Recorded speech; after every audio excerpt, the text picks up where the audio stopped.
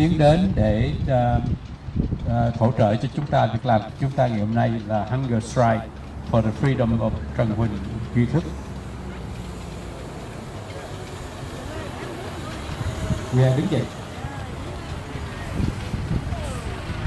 Welcome you.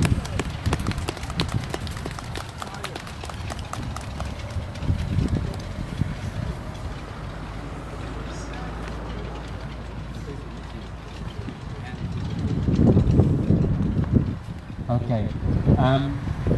I know that you have a very short time because you are on your lunch.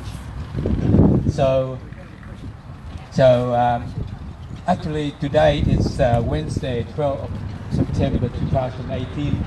It marks the 30th day that the jail democracy advocate Trần Huỳnh Duy Thức, according to the Vietnam new law in 2015, he should be released immediately and without condition.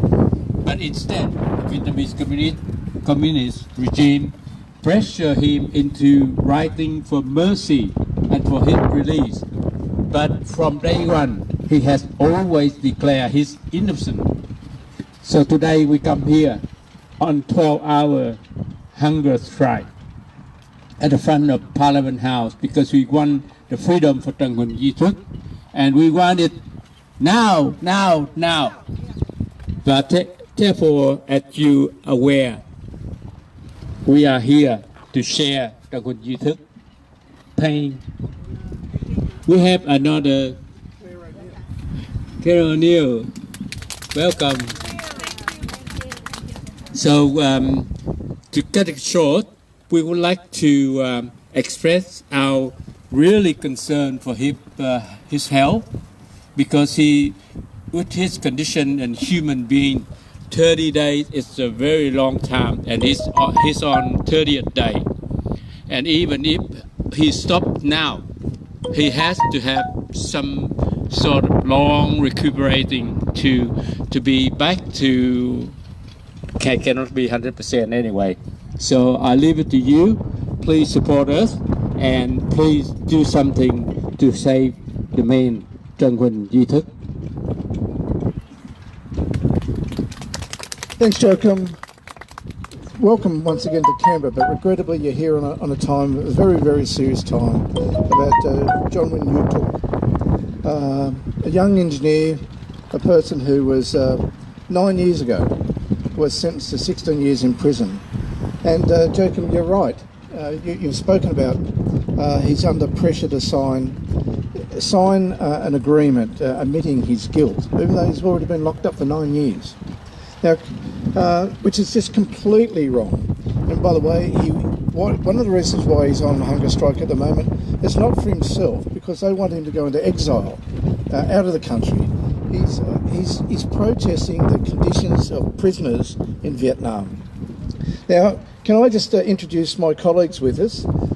Claire O'Neill, a Shadow Minister, has a very big Vietnamese population and very active on behalf of the Vietnamese human rights in Victoria, as is Julian Hill, both from Victoria. Both of these people are very, very passionate about human rights in Vietnam and Cambodia. Where they see wrongs, they try to correct. They're great. And up the back here, come over here, Shannon. Bill Shorten is tied up giving a media conference at the moment, and he sent his senior advisor, Shannon Stoffel-Clark, to come down just to say, because Bill in his electorate of Maribyrnong obviously has contact with many, many Vietnamese people and takes a very clear interest in this.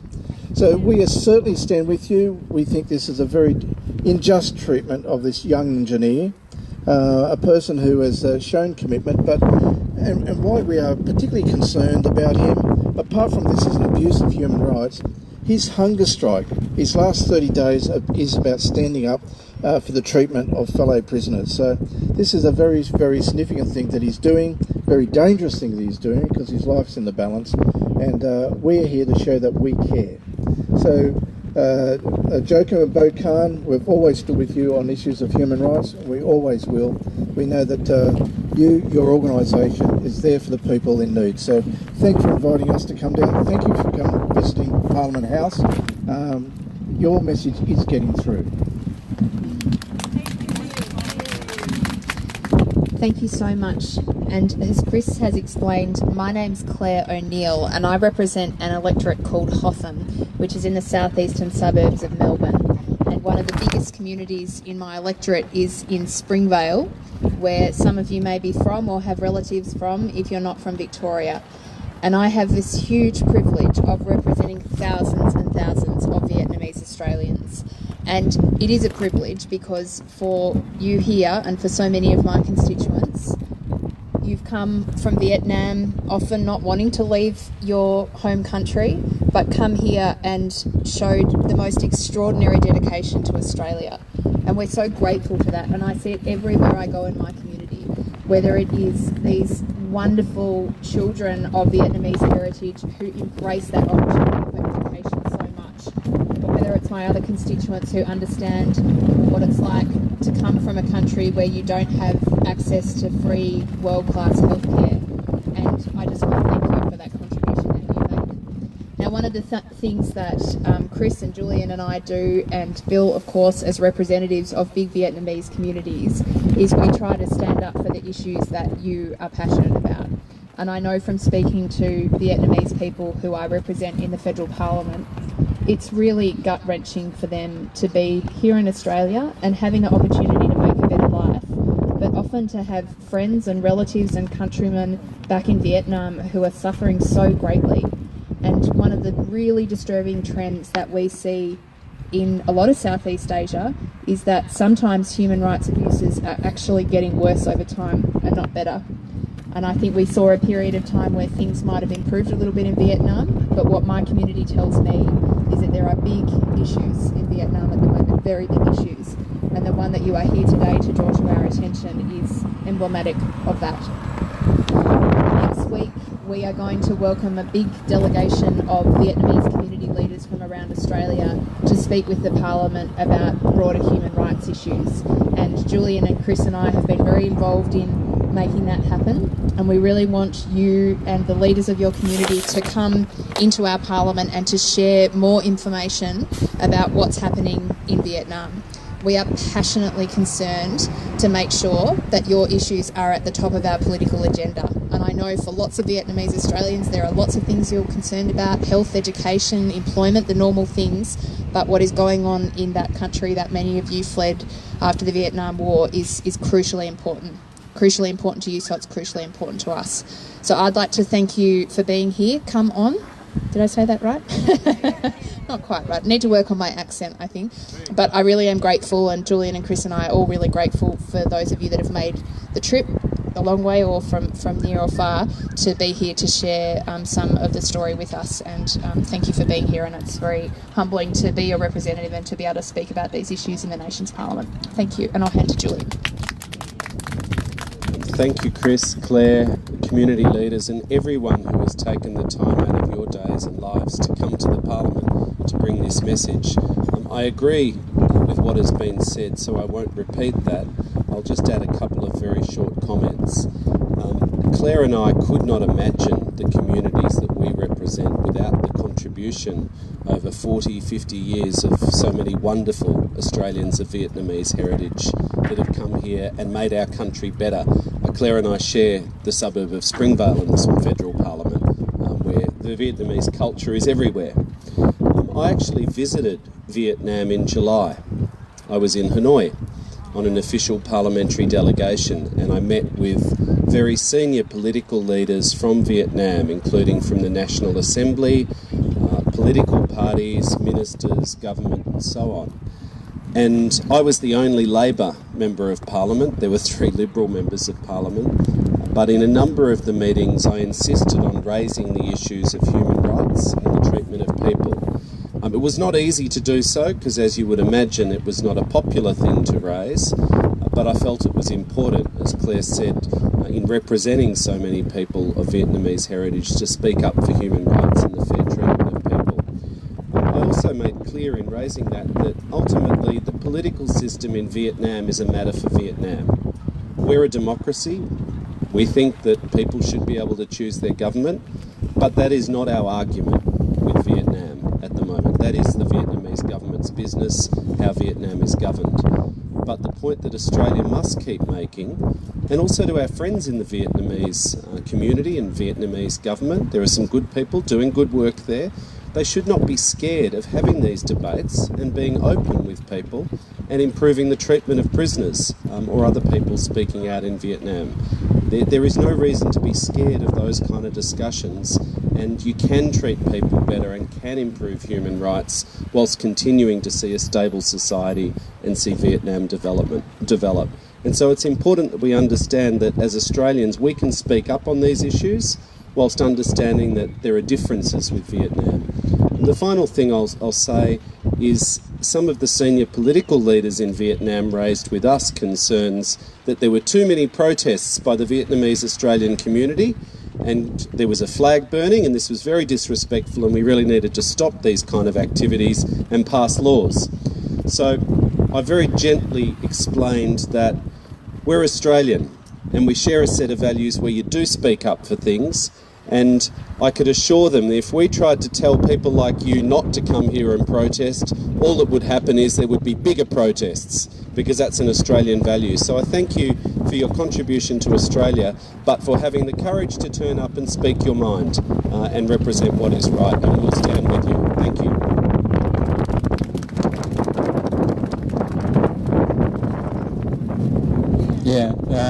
Chúng ta đứng lên để chúng ta có thể chụp hình chung với, và nếu mà chúng ta ngồi cũng được, mấy ổng đứng cũng được. Ra ngoài, xin mời ra ngoài. Yeah, and then further can take this way, so everybody facing this way. Yeah, facing this way. Yeah, thank you.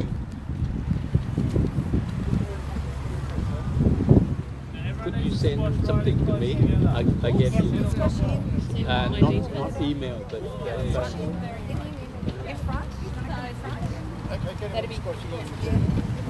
yeah, maybe someone can sit at the front. Sit at the front, so you have a shorter line in the middle. Yeah, you can really stay there. 1, 2,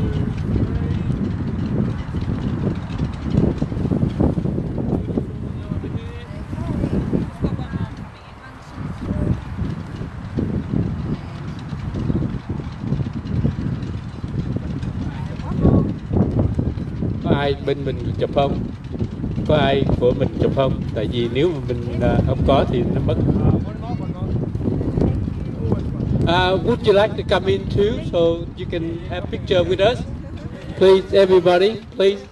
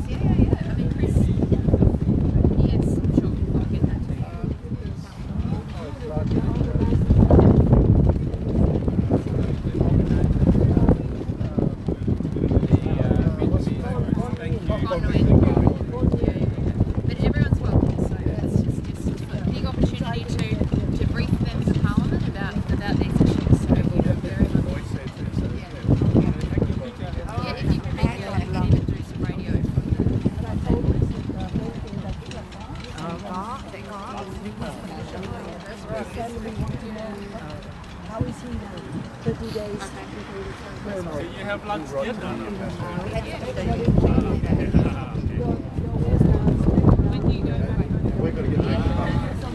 you very much. Thank you. See you later. Thank you. Thank you, Chris. Yeah, thanks for having us. Thank you. Chúng ta đã được 3 dân biểu cùng ra cùng một lúc. 2 dân biểu ở tiểu bang Victoria và 1 dân biểu ở vùng Fowler là vùng của Cabramatta của chúng ta đó. Và họ hứa là họ sẽ tìm mọi cách để họ lên tiếng, và nhất là tuần sau là đối thoại nhân quyền giữa Úc và Việt Nam. Thì họ nói rằng họ mời chúng ta đến tham dự cái buổi đó. Thì để bà Claire bà gửi chi tiết, chúng tôi sẽ có thể đến tham dự cùng với bà tuần sau.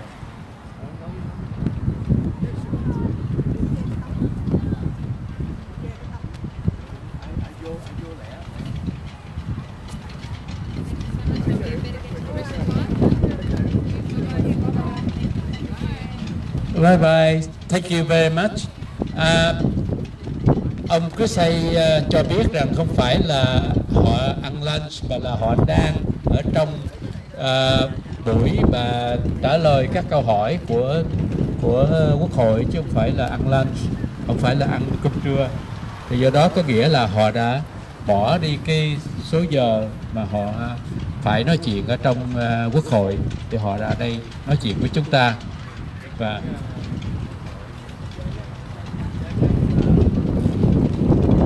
Và rất cảm ơn các vị dân biểu đã đến. Như nãy chúng tôi đã trình bày thì 2 dân biểu từ tiểu bang Victoria và 1 dân biểu ở vùng Fowler Cabramatta của chúng ta ở Sydney.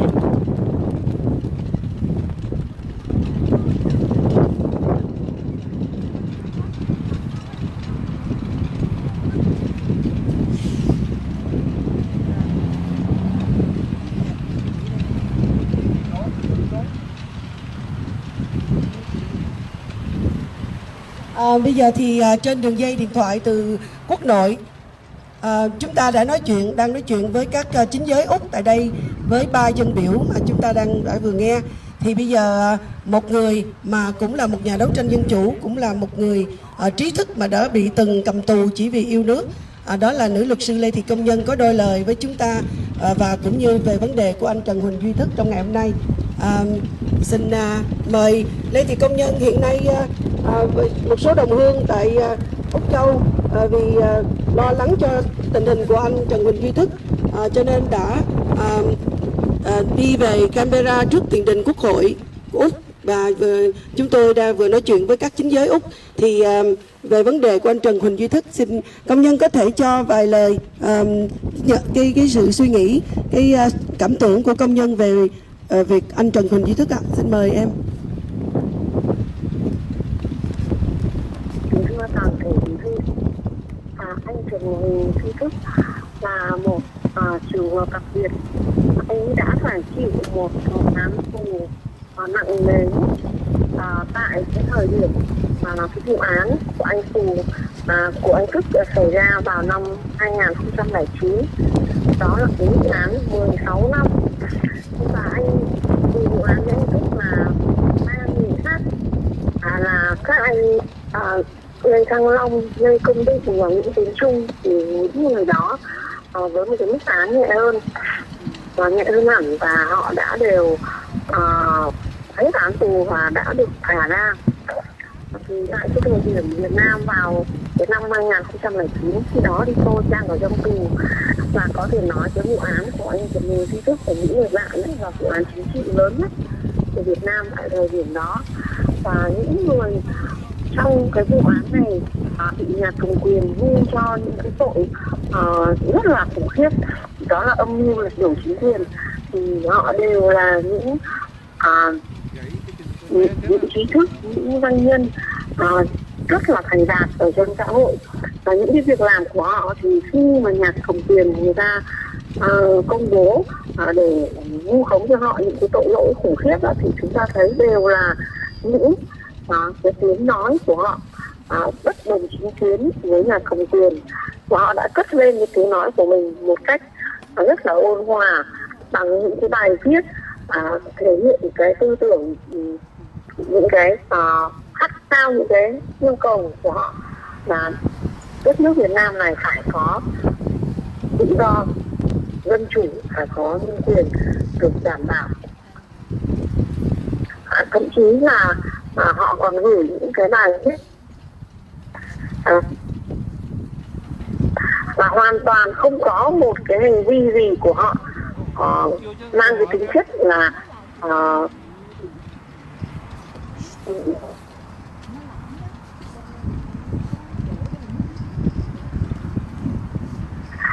và khi mà họ làm những cái việc như vậy thì họ có một cái hình thành nên cái mối quan hệ thân thiết, vâng, hình thành nên mà nhà nước vu cho là giống như là một cái tổ chức vậy. Và theo tôi thì nó còn chưa thành lập như một cái tổ chức nào, một cái đảng chính trị hoặc là một cái hội nhóm gì. Câu chuyện nó rất là đơn giản như vậy, nhưng có lẽ vì cái vị thế của những của các anh đó là rất là thành đạt ở trong xã hội, nổi tiếng, cho nên là nhà cầm quyền bị động họ rất là đố kỵ, và họ rất là sợ những cái sự ảnh hưởng từ cái danh tiếng của những của các anh đó đấy, mà có thể dẫn đến là xã hội người ta biết đến nhiều và người ta sẽ đi theo. Và khi cái vụ án xảy ra đó thì tất cả mọi người đều choáng váng, bởi vì là một cái mức án nó quá nặng nề tại cái thời điểm đó dành cho anh Trần Huỳnh Duy Thức. Và như chúng ta biết là anh Thức đã chịu án tù cho đến tận ngày hôm nay. Và khi mà cái bộ luật hình sự được sửa đổi thông qua và có cái hiệu lực mới vào năm nay đó, thì có một cái điều luật mà những người luật sư của anh Trần Huỳnh Duy Thức và gia đình người ta hy vọng rằng phải căn cứ vào đó nhà cầm quyền họ sẽ thả anh Thức ra sớm vì một cái lý do đặc biệt, vì lý do đối ngoại vân vân. Và người ta đang cố gắng hết sức để mà viết cái đơn cần thiết để mà đề nghị nhà cầm quyền Việt Cộng là phải thả anh Trần Huỳnh Duy Thức. Và bản thân anh Trần Huỳnh Duy Thức cũng đã có những cái bức thư mà yêu cầu là nhà nước phải trả tự do cho mình, bởi vì anh tự thấy rằng những việc làm của mình hoàn toàn là vô tội, hoàn toàn là chỉ vì muốn góp ý, muốn thể hiện những cái tư tưởng, cái năng lực của mình để mang đến một cái xã hội phát triển hơn trên một cái nền tảng là xã hội đó phải có dân chủ thật sự. Và anh Trần Huỳnh Duy Thức khi mà viết những cái bức thư và những cái đơn yêu cầu như vậy thì chúng ta thấy là anh tuyệt đối mà không hề có một cái thái độ nào nói rằng hoặc cho rằng mình đã phạm một tội gì đó đối với nhà nước Việt Nam. Lại là một cái điều mà nhà cầm quyền Việt Cộng họ không bao giờ họ chấp nhận, là một người đã từng đi tù trước anh Trần Huỳnh Duy Thức nữa. Thì đi từ đầu năm 2007 thì nó có một cái quy định hết sức là tăm tối và quẩn quanh và trong cái luật pháp của Việt Cộng đối với người tù chính trị nói riêng cũng như là tất cả các người tù khác nói chung, đó là cứ mỗi một tháng thì họ lại đưa cho chúng tôi một cái form, tức là một cái tờ giấy in sẵn rồi, chúng tôi chỉ điền tên tuổi và rồi đấy, ghi rõ là nhận tội, đấy, nhận tội, tức là không có oan ức, không có kêu oan gì ở trong tù cả. Cái tờ giấy đó gọi là tờ thi đua, đấy, để thi đua xếp loại cải tạo của cái tù nhân đó ở trong tù là lại tốt, loại khá, loại trung bình hay là loại kém, thì chỉ có cái loại ở những cái diện giảm án, và cái điều kiện bắt buộc là phải nhận tội ở trong cái tờ giấy đó là mình có tội, và thừa nhận cái việc nhà nước áp đặt cho mình và tuyên án cho mình cái bản án như vậy là đúng. Và cái điều này đã gây nên rất nhiều những sự uất ức đối với tù nhân ở trong tù, không riêng vì tù chính trị mà tù thường cũng như vậy, bởi vì ở Việt Nam xử oan sai rất nhiều, thưa quý vị. Và như tại đa số mọi người thì rất uất ức vì cái điều khoản đó, gọi là điều khoản thi đua đó, nhưng đều phải ghi vào để hy vọng được giảm án và về sớm. Nhưng cũng có nếu mà một số trường hợp tôi biết họ tuyệt đối họ không thừa nhận và họ xác định luôn là họ ở tù cho đến khi hết án, hoặc những người chung thân thì ở tù cho đến chết.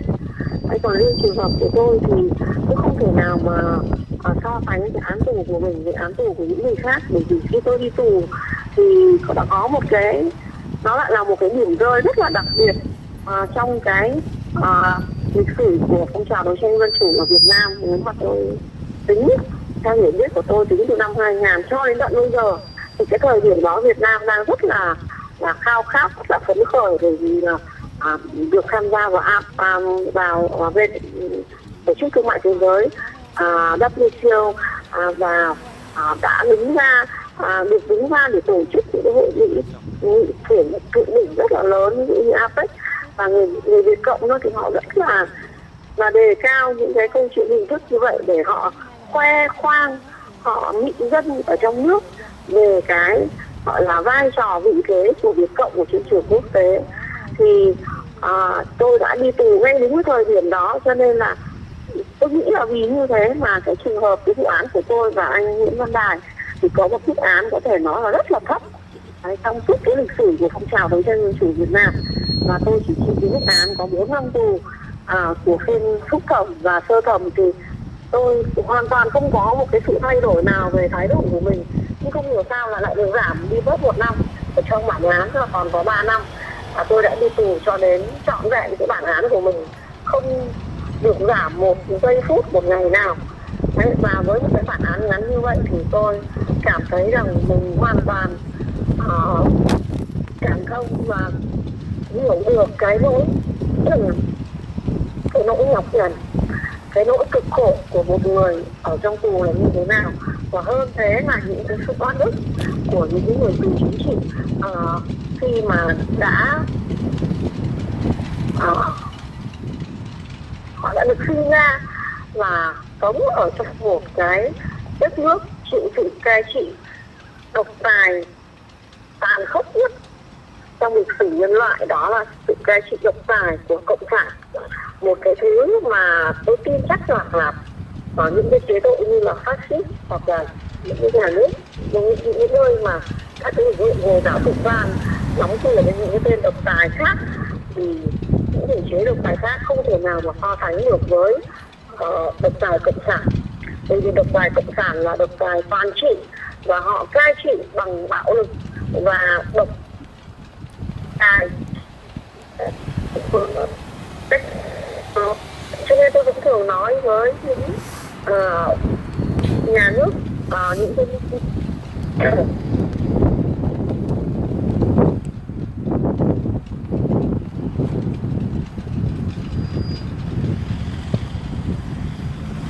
Nam hiện nay có hơn 10.000 người có thẻ nhà báo phóng viên, và hơn 1.000 tờ báo phát thể loại, báo hình, báo giấy, báo điện tử, báo tiếng vân vân, với hàng ngàn những cái chương trình game show thực tế vân vân.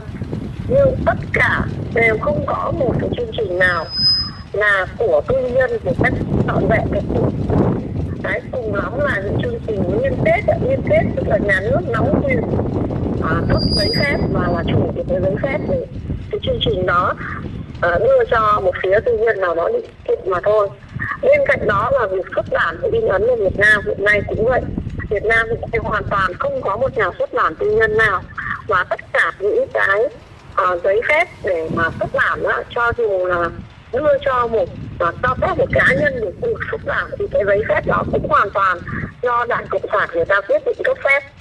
và cùng lắm cũng lại là một hình thức là liên kết xuất bản, giống như tôi vừa nói đó, là liên kết để mà cấp phép những chương trình của truyền hình của truyền thanh. Thì ở Việt Nam đó là một cái thực tế.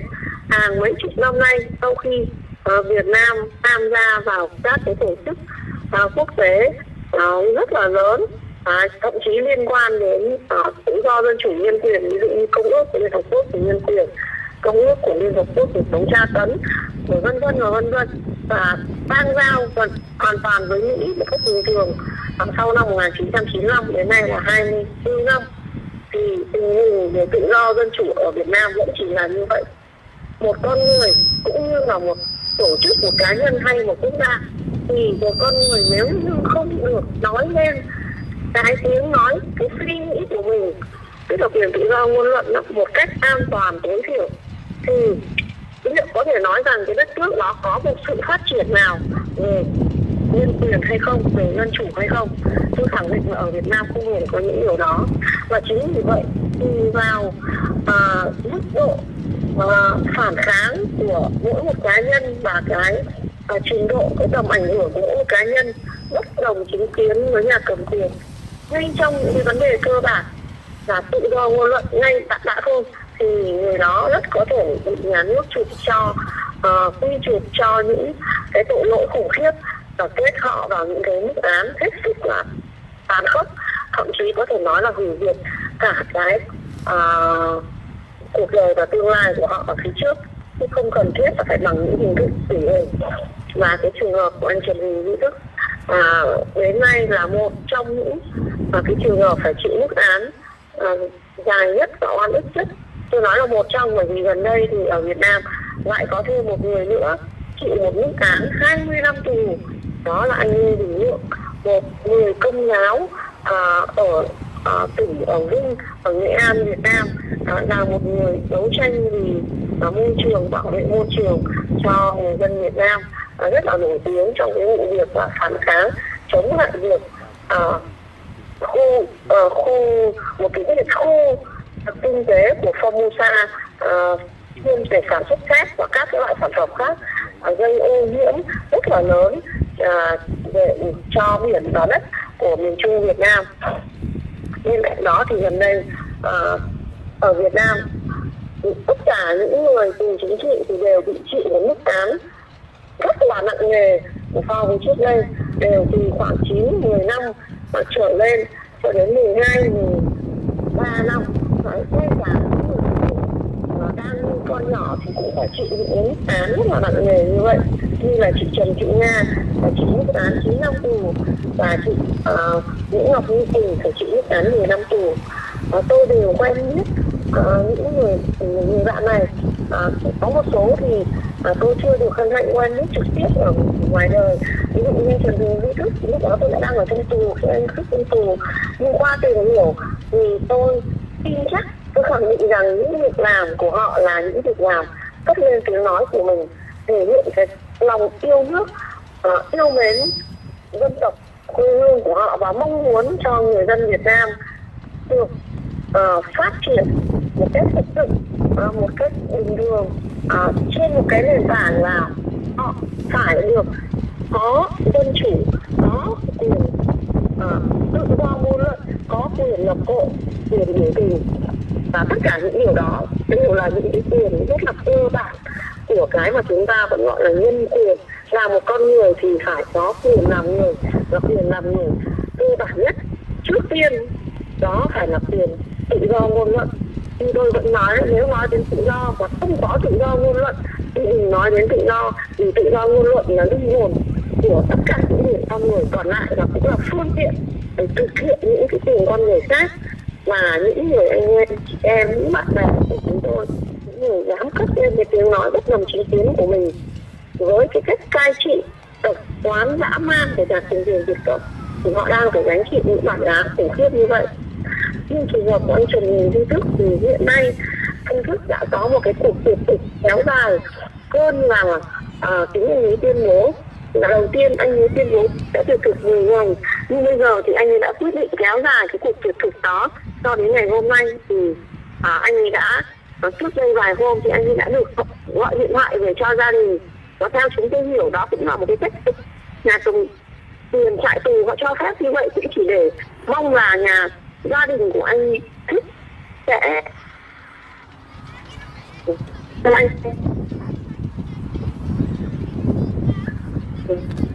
mới để cho anh Thức gọi điện về gia đình như vậy. Và đến ngày hôm nay thì đã 30 ngày kể từ khi anh Thức tuyệt thực ở trong tù, và chúng ta biết đó là một con số rất là khủng khiếp đối với một người tuyệt thực. Và tôi đã từng tuyệt thực 2 lần ở trong tù, một lần 9 ngày ngay khi bị bắt và một lần là phản đối cái điều kiện sống ở trong tù qua